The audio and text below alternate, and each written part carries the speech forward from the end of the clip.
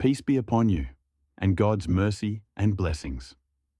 Electricity, despite its many benefits, is unfortunately a deadly form of energy. If someone touches a bare electric wire for a long period, it could lead to death. This doesn't only apply to humans, animals too.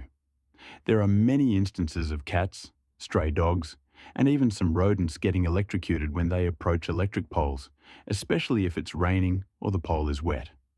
What's strange is that while all these creatures get electrocuted, we often see birds calmly standing in rows on power lines. So what's going on? Some people think birds' feet are thick and insulated, or that the wires are coated in plastic. But in reality, neither of these is true. Birds can get electrocuted through their feet. Their feet are strong, yes, but not insulated. And electric wires usually aren't insulated at all. Most high-voltage wires are bare. So if birds can get electrocuted through their feet and the wires aren't covered, how are they able to stand on them without getting shocked? The answer lies in how electricity flows through wires. Electricity consists of free electrons moving through conductors. For electricity to flow through something, it needs a path between 2 points, one with high voltage and one with low voltage. This voltage difference is the main reason we get electrocuted. You get shocked because your body becomes a conductor between two areas, one with high voltage, like the exposed wire you touched, and the other with low voltage, like the ground. And let's emphasize the word ground. Touching the ground is a critical factor in why we get electrocuted. If we weren't in contact with the ground, we wouldn't get shocked. The ground has extremely low voltage, often represented as 0 voltage or even lower. So when you're standing on the ground and you touch a high voltage wire, electrons treat your body as a conductor and pass through you to reach the ground. That's the main reason we get electrocuted. But with birds, it's a completely different scenario. The ground, the low voltage point, is missing. For electricity to flow through a body, it needs a path from high to low voltage. But when a bird is sitting on a wire, it's not touching anything else. Not another wire, not the pole, and not the ground. So electricity doesn't flow through the bird. It continues through the wire beneath its feet and doesn't pass into its body. Another important reason birds don't get shocked is that they're standing on just one wire, or one contact point. Even if they're in the air and not touching the ground, if a bird touches 2 wires at once, it will get electrocuted. That's because adjacent wires usually carry different voltages. In that case, electricity will pass through the bird's body, and it will get shocked. So does that mean we wouldn't get electrocuted if we touched one wire like birds do without touching the ground? Actually, yes.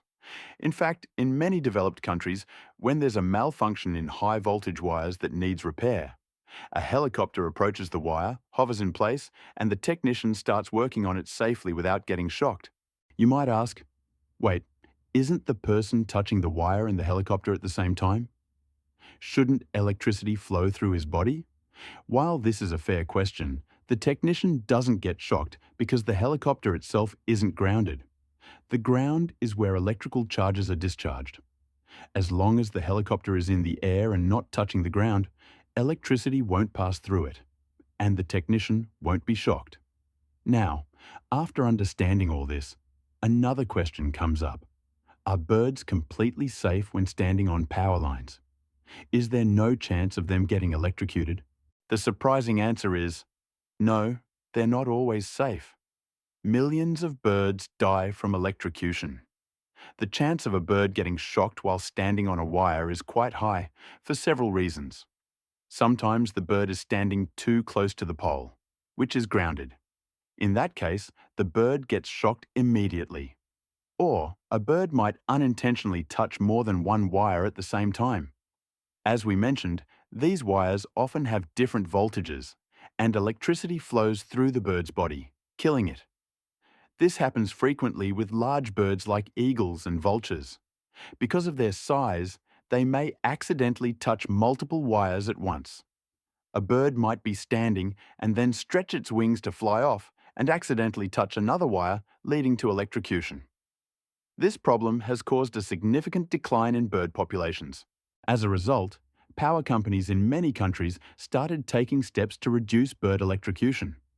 One solution is to cover certain parts of the wires, but because insulation is expensive, a more practical solution is to increase the distance between power lines. This way, even if a large bird stands on one wire, it won't be close enough to touch another wire.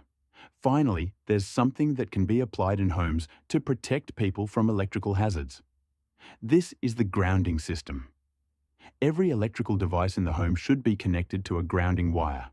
For example, a washing machine would have a metal wire running from its body to a long rod buried in the ground.